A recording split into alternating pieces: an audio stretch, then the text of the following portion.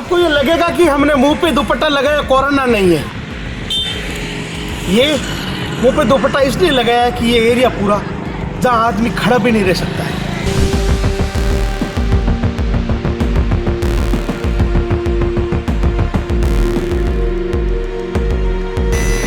ये स्कूल की दीवार है, कस्तूरबा गांधी।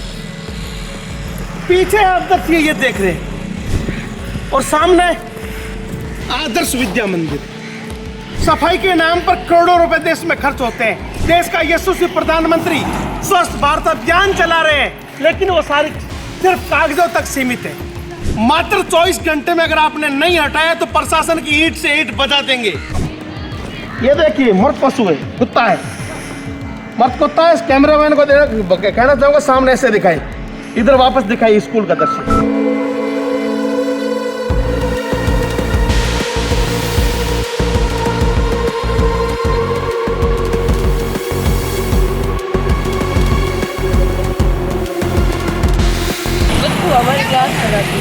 स्वच्छ भारत का अभियान तो उठाया है, बट इसको लागू नहीं हो रहा है। इसे करना चाहिए, सरकार को कदम उठाना चाहिए। हमने रोड जाम किया था, चक्का था, लेकिन झूठे आश्वासनों के अलावा हमें कुछ नहीं मिला आज तक। मेरा तो ये आग्रह है कि यहाँ से ये हटे तो बहुत ही अच्छा कार्य हो जाए। आप कलेक्टर मैडम से मिलने गए थे? बिल्कुल, उन्होंने कहा हम करेंगे, कोशिश करेंगे। ये तो बहुत बड़ा है। जानवरों को खाने के लिए कुत्ते आते हुए एक्सीडेंट भी बहुत होते हैं, धुआं होता है, यहाँ से कचरा जलाया जाता है, तो सांस लेने में तकलीफ होती है।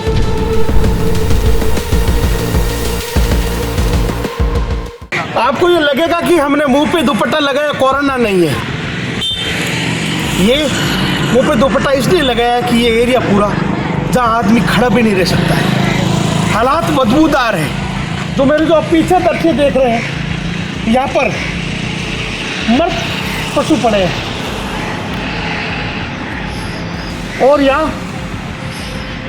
हालात इतनी खराब है कि एक आदमी खड़ा नहीं रह सकता है।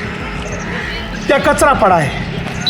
ये जो दृश्य है छोटी काशी के नाम से प्रख्यात शहर फलोदी का है, और जो कस्तूरबा गांधी विद्यालय, जिनके छात्रावास में जहाँ शुद्ध हवा देने का एक वादा किया जाता है, अच्छा आहार देने का वादा किया जाता है, लेकिन यहाँ ये स्कूल की दीवार है, कस्तूरबा गांधी। पीछे आप देखिए, ये देख रहे हैं, और सामने आदर्श विद्या मंदिर। जहाँ आदर्श के नाम से आप देख सकते हो आदर्श विद्या मंदिर है। इस शासन में आदर्श विद्या मंदिर के सामने भी अगर इस प्रकार से कचरा फेंका जाता है, इस प्रकार से डंपिंग सेंटर बना दिया जाता है, कितना बड़ा दुर्भाग्य है। जहाँ हम देख रहे हैं जो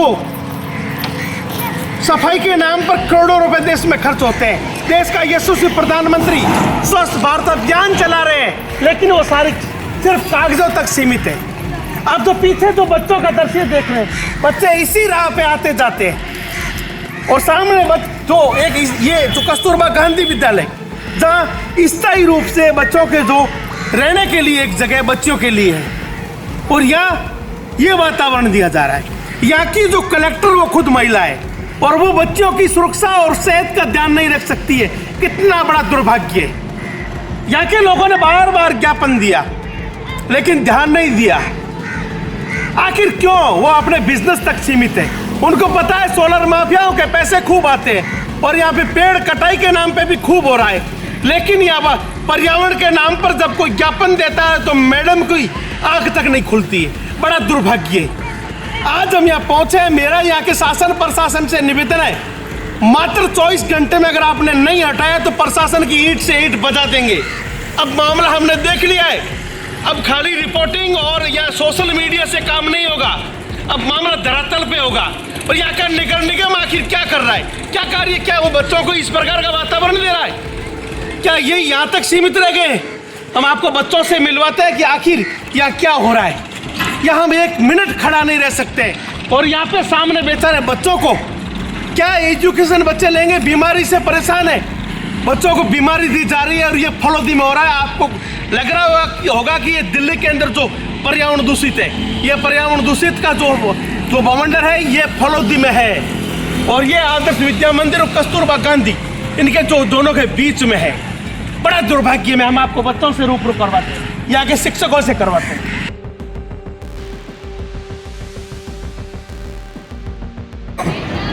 ये देखिए मर्द पशु है, कुत्ता है, मर्द कुत्ता है। इस कैमरामैन को कहना चाहूँगा सामने ऐसे दिखाई, इधर वापस दिखाई स्कूल का दृश्य।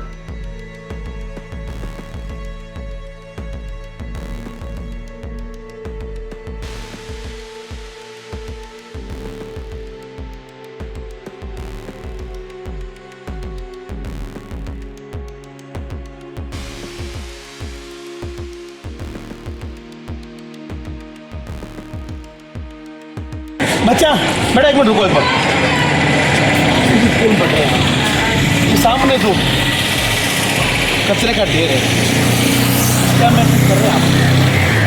बहुत गंदा। जब हम घर पे जाते हैं तो ये सारा कचरा सामने दिखता है तो बहुत अजीब लगता है। यहाँ से बहुत स्मेल आती है और ये सारे प्लास्टिक यहाँ पे पड़े और जब ये जला जाए तब पूरा बदबू हमारे क्लास में आती है। प्लास्टिक आती है। तो ये ऐसा वातावरण में आप कैसे सेट हो रहे हो? वो एडजस्ट करते हैं बहुत मुश्किल, बहुत परेशानी होती है। तो एक आदर्श विद्या मंदिर में पढ़ना और इस प्रकार की गंदगी सहन करना, जस्ट स्कूल के सामने कचरा है तो बहुत सांस की तकलीफ भी होती है सांस की तकलीफ हो रही है। कुएं के कारण से। चलो हम सर से पूछते हैं कि आपने कोई कार्रवाई की या नहीं की है? ये खाली आपने ढेर देखा है। बेटा क्या कहना चाहिए आप?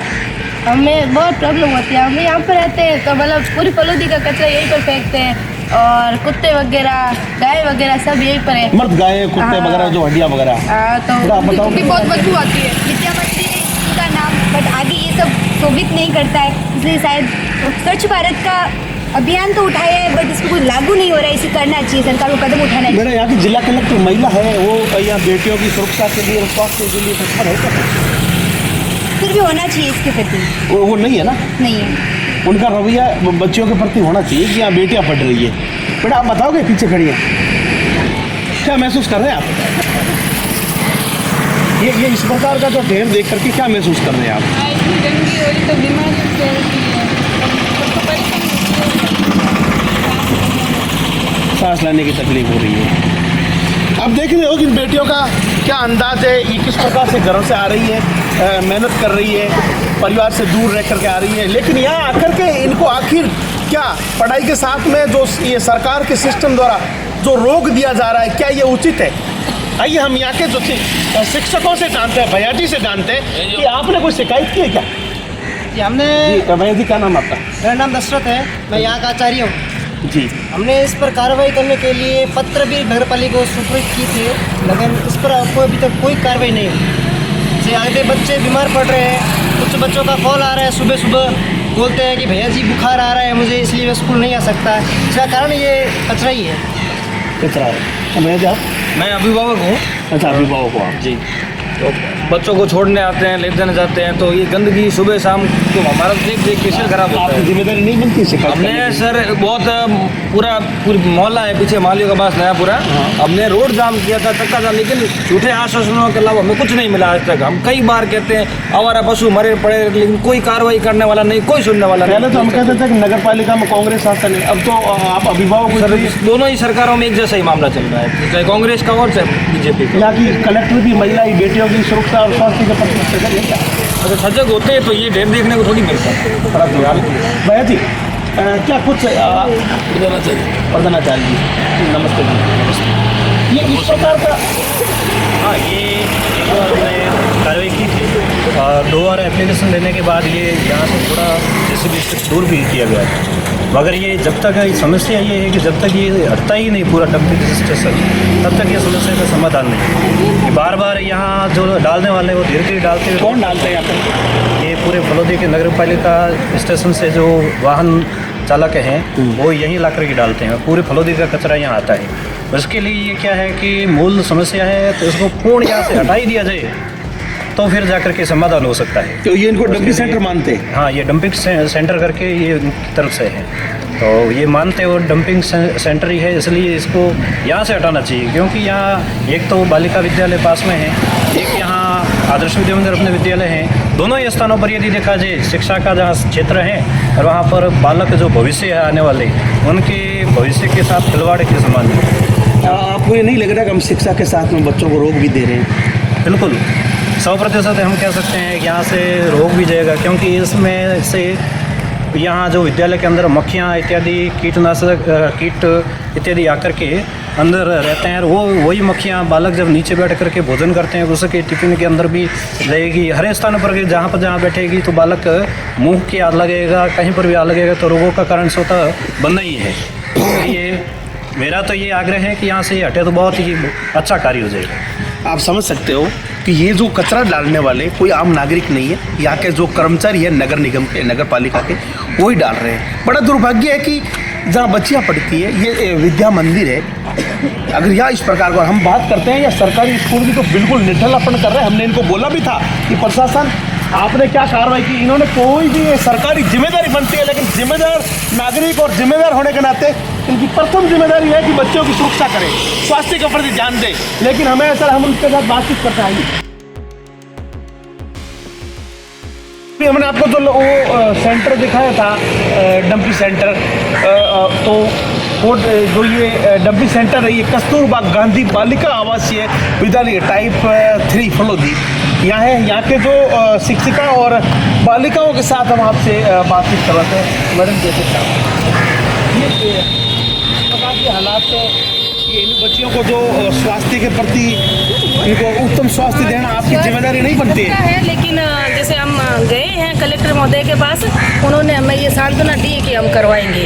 कितने टाइम मिले? ये भी हमें सप्ताह भर हुआ है। एक सप्ताह बाद भी बच्चियों को शुद्ध हवा नहीं दिला पाई आपकी कलेक्टर मैडम? करवाएंगे।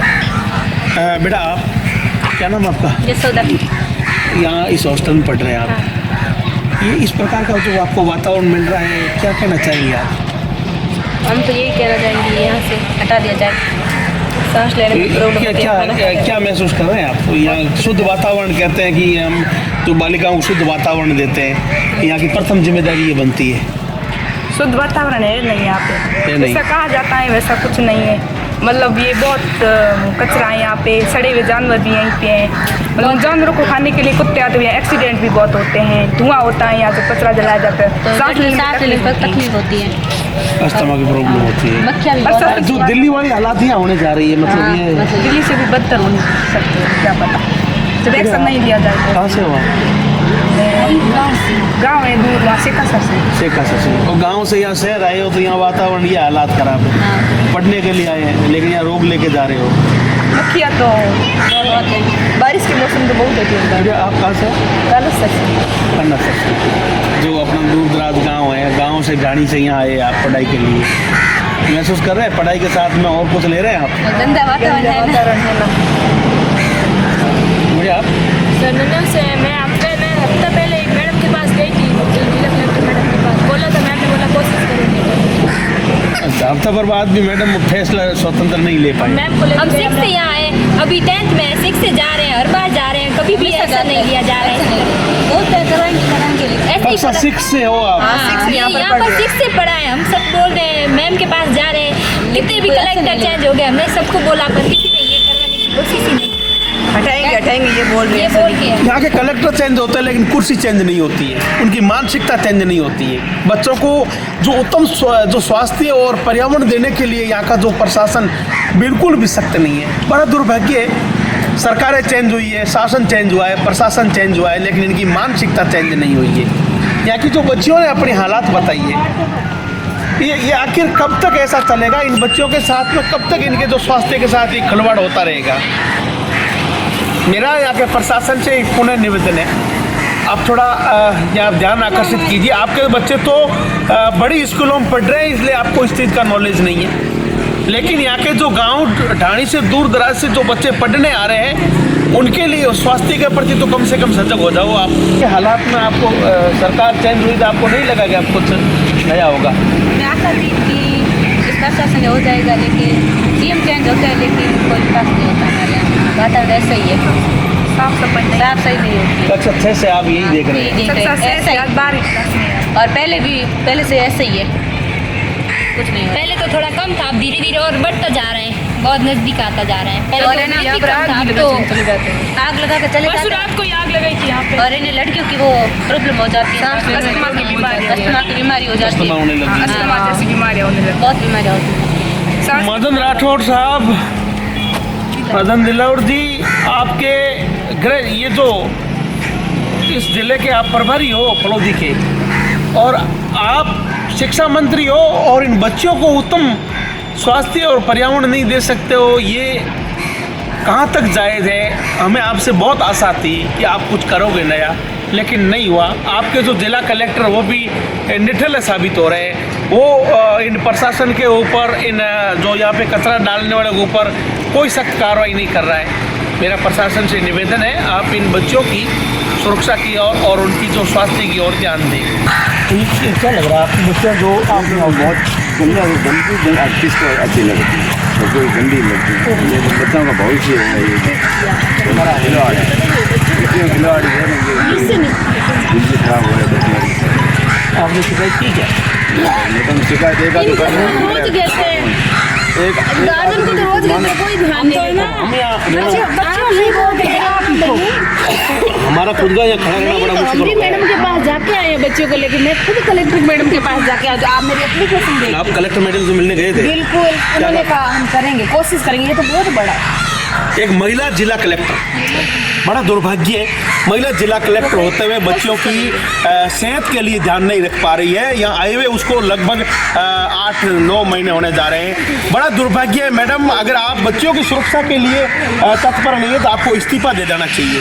ये फड़ौदी है मैडम, यहाँ छोटी काशी के नाम से ये शहर है, यहाँ लापरवाही बिल्कुल नहीं चलेगी। यहाँ लोग, हर आदमी जागरूक है।